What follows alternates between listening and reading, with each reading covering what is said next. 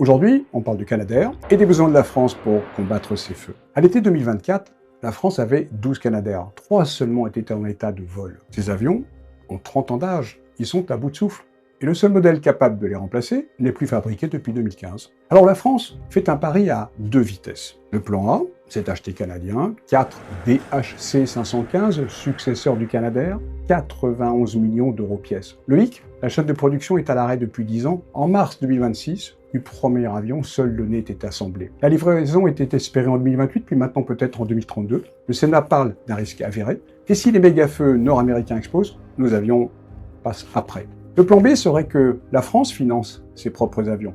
Le Kepler 72, un ATR transformé, 7500 litres, déjà en certification, prêt dès 2027 pour moins de 30 millions d'euros.